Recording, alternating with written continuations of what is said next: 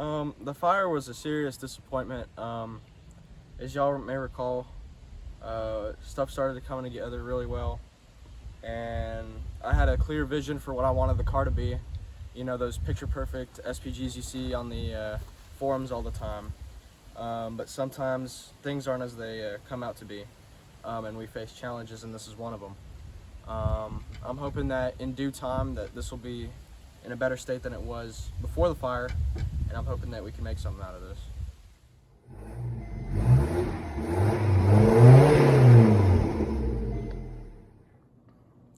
Hey everybody, and welcome back to yet another episode of the Bumpy Road Show. And today this video is going to be centered around removing the engine and showing you some ways to remove it, even though you may or may not have the tools at hand. We manufactured some interesting ways to get this engine out of my car post-fire, and at first it was pretty discouraging, to say the least. There's a lot of stuff that was lost in that fire, but the engine was luckily not one of them. So let's get straight to the video. This car is definitely in need of a makeover, and at first sight it was pretty discouraging, as you can see here, but in reality it wasn't that bad. The engine was pretty much untouched, minus the dirt associated with the fire, and the fire pretty much decimated everything else, including the wiring harness and most of the other harnesses, hoses, and tubes. And here you can see some better still shots of the car when we remove the hood and its radiator. Now let's see where we're at. So this is where we are with the car right now. We need to take the lights out, we need to get rid of the front end, got to get rid of the support for the radiator. You can see that that is bent right there, and that supports the fans. So we need to redo this entire engine bay, and we're going to repaint it.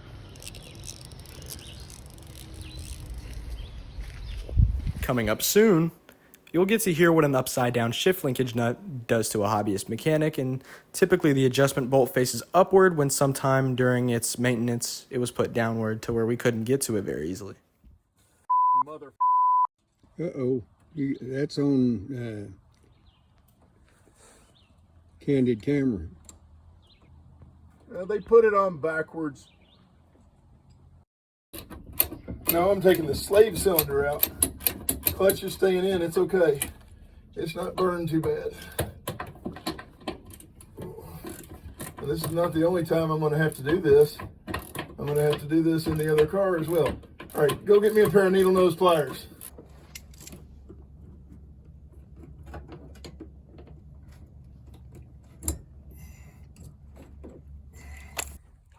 Okay, so we got to pull the engine out, and in order to pull the engine out, you have to get underneath and remove the screws on each side for the motor mounts. So the motor mount screws are right down here, and there's two nuts on the other side inside the doghouse here that's ticked down. Number 13 takes them off. I did it from under the car. There wasn't enough room to video, so I just went ahead and took them off. It's on both sides, and if the car has never been worked on before, there's a safety strap on this side, so you've got an extra nut to take off with a little strap to keep the engine in place. There's also the engine mount here in the front, right here, that we will take off and release so that the engine can come up. And then we've got a release here are the axles, and so I'm getting ready to pull the axle out. So I'm going to give you some information on how to get the axle out of the car, because Colin's never done this before, and it's just a lot of work. So the first thing we're going to do is there's a special SAAB tool which I don't have. I usually use that in Philadelphia, but I'm at home in my 10 acres of woods and I don't have a shop, so I've only got a garage, which you can see over here. It houses Piazza.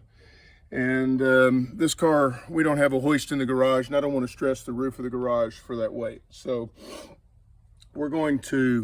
I've cut some pieces of dense hardwood, and we're sliding them in right here under the upper control arm to be able to jack the car up. And so I've got them placed in that control arm, and that's going to offload the suspension and allow us to pull the ball joint, and that axle will slide right out. Hey everybody, I just paused the video here just to tell you guys some alternatives about this little wood control arm spacer, as it's not your only option.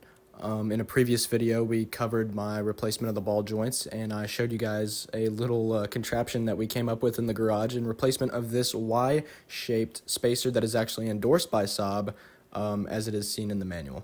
Now, we're all about DIY down here, but I wanted to provide some alternatives for some of you who may be thinking that this wood strategy isn't the best one, and I'm in agreement simply because the wood could splinter, and then you have to deal with frame damage, and nobody wants to do that. I hope you guys enjoy the rest of the video. So this is what we're going to do. We're going to go ahead and jack the car up, and that's going to keep that A-frame control arm on the upper side from crushing the frame right in here. And I don't know, are you able to get the camera in right here where that wood is and see? So you can see right there to keep it from crushing that piece right there. I've got one on either side, one in the front, one in the back of that, where that control arm goes.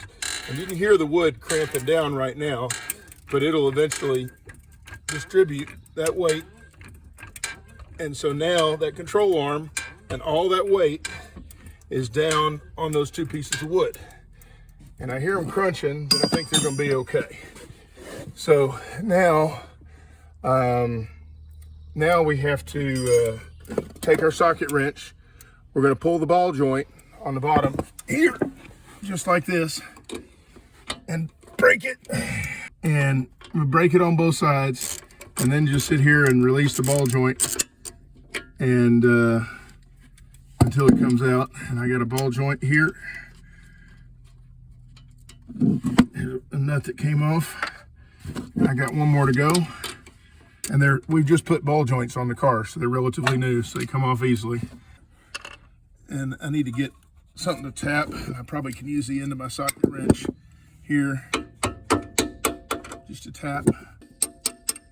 All right, I'm gonna get a hammer to do that correctly.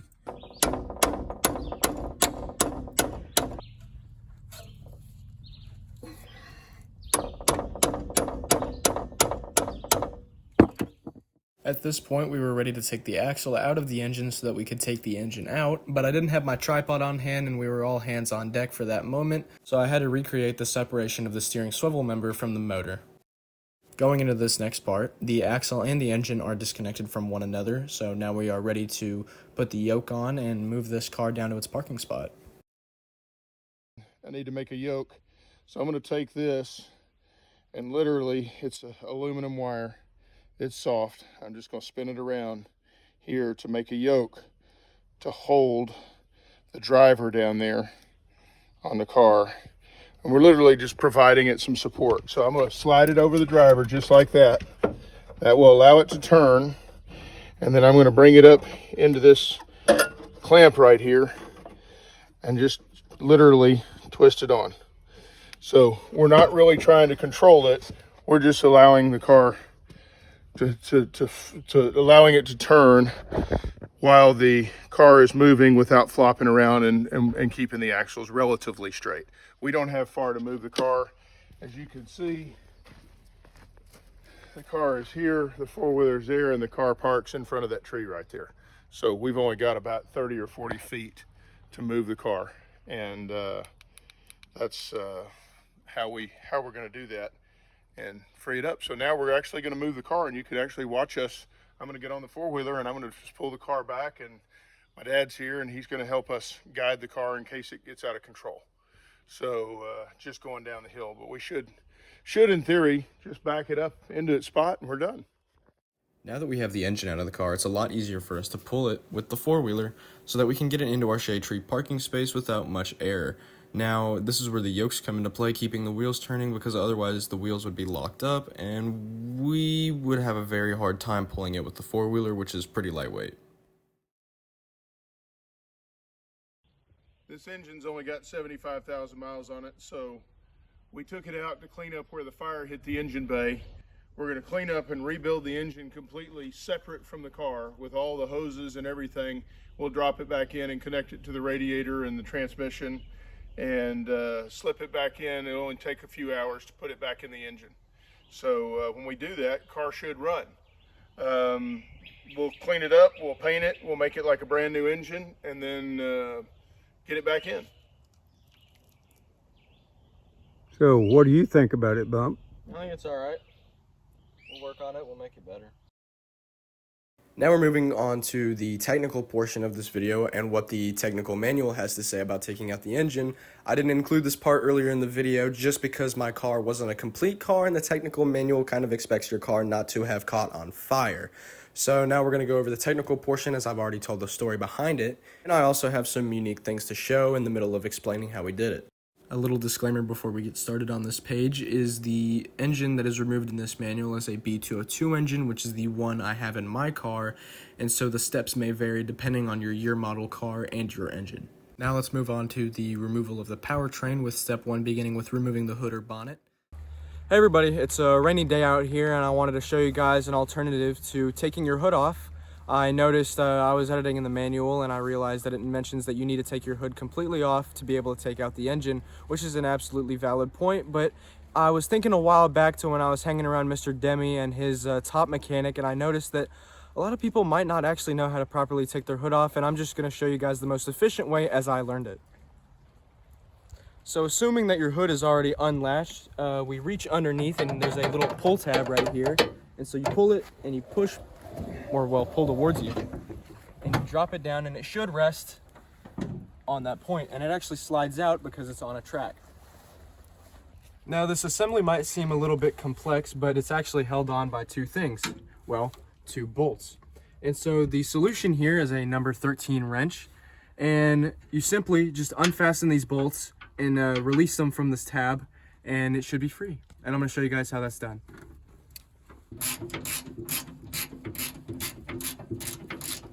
Simply unfasten the bolt, pull it out, and neatly enough, this little cross member here has a mini tray for you to rest these bolts, which is very efficient.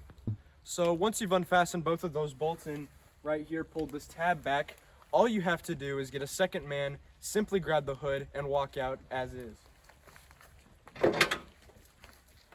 And that is one hood removed. And to easily put it right back, you just do the exact same steps but in reverse order. So now we're dragging it back in, and you can see that there's this little arm that will fit right into the slot between this tab and where we put the bolt, and it's on now, and the wheel should rest on the track. So once you have it in this correct position, you simply flip the tab back over as it was, match it with this little hole right here, and you fit the bolt back on until you can properly fasten it.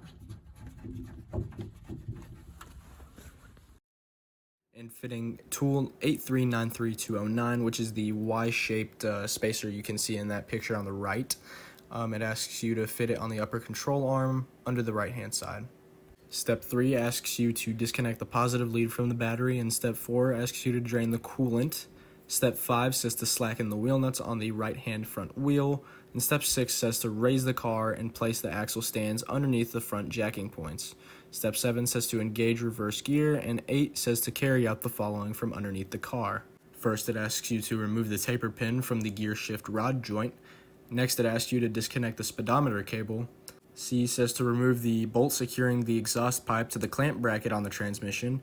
And finally, it asks you to slacken the clips around the rubber boots on the inner universal joints and slide the rubber boots clear. Now you can see that little note says that it can be done from above, which is what we did, and we show you that in the video. The last two pictures show the shift linkage, and the third picture shows the sliding back of the boot. The next page starts on the right hand side of the car, where it says to remove the front wheel and separate the end piece from the lower control arm. Step 11 says to separate the universal joint and position the fork, or the knuckle, in front of the driver and support the end piece against the outer end of the control arm. Step 12 says to disconnect the positive lead from the battery and free it from the clips holding it to the body, and to disconnect the earth braid from the transmission. Step 13 says to disconnect the starter motor leads, with 14 saying to unbolt the exhaust pipe from the exhaust manifold. Finally, number 15 saying to disconnect the pressure pipe from the steering servo pump and have a plug handy to prevent oil escaping from the pipe, and to take care not to drip oil onto the engine mounting or the control arm rubbers. And yet again, the pictures are placed next to their corresponding steps. Now wrapping up the right side of the car, it says to remove the AC compressor drive belt. Now we're on the left-hand side of the car, where it says to disconnect the cooling system hoses at the following connections: the heat exchange valve, the expansion tank, at the bottom of the radiator, and at the thermostat housing.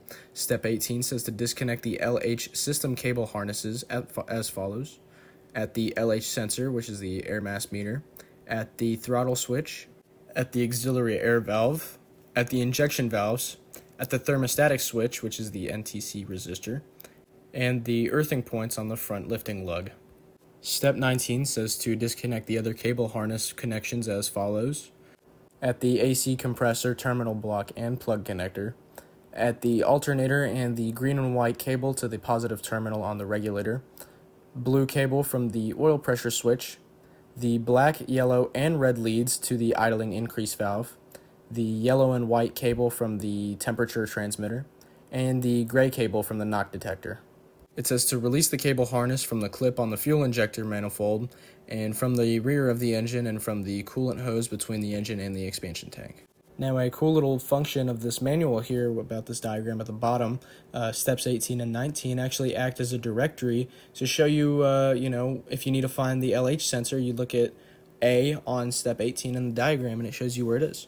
So it's a little neat and useful gadget for some people who just might not know by nature where all these things are.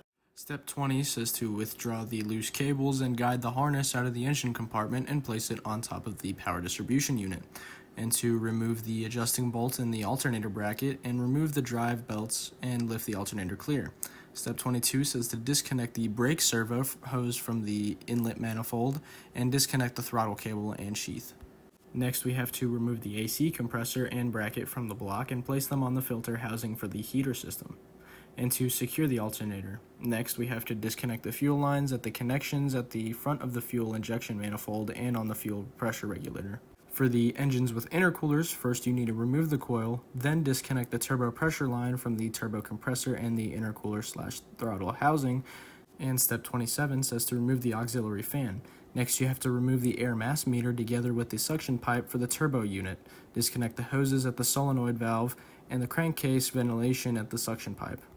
Next, you need to disconnect the cables from the Hall transmitter and coil in the distributor, and then you need to free the Hall transmitter cable from the clips on the clutch cover.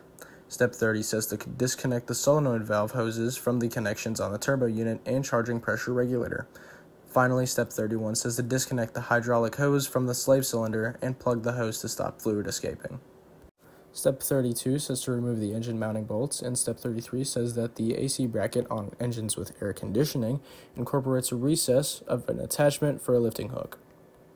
Now I left this diagram up for you guys just to show you exactly what needs to be removed or disconnected before the engine can be removed, and this diagram shows you different pictures with little zoomed in shots depicting what exactly needs to be removed. And finally, for the lifting of the engine, step 34 says to attach lifting gear and raise the engine until left-hand inner universal joint can be separated. Step 35 says to raise the engine to enable the hoses on the air-cooled oil cooler to be disconnected. And step 36 says to disconnect the hose to the steering servo pump and drain the oil in the system. When lifting the engine out of the car, keep it close to the bullhead to prevent the radiator or solenoid valve from being damaged by the front engine mounting. Now this is a 3D sketch that I made of our engine picker, and I must admit, for a backyard solution, it made life a whole lot easier. The way we actually made it is quite simple. We went to our local home improvement store and got a manual chain hoist. Then once we got home, we cut down a tree that was about the length of our width of the two trees that was going to hold our engine. Once we got the log put up, we fastened it with tie-down ratchet straps, and after that we attached our hoist and we were on our merry way. And this marks the end of the technical portion. So now you know, when you're dealing with a SAAB, you don't always have to do it the conventional way to get it the right way done. And we show that in this video, and I'm hoping that you guys learned a thing or two, especially with that little tree trick holding up the engine. So I hope you guys enjoyed the video, and I'll see you in the next one. Now we're going to be bringing back a fan favorite segment from this show, which is the guessing game. And as some of you might have noticed, I haven't been putting out guessing games in the last two videos just because they're a little bit more touching and heartfelt. And so I just wanted to get that point across. But we're going to be bringing it back now. And I'm curious to see if you guys can guess exactly what this is. Your only clue is that it's covered with soot. So may the best guesser win.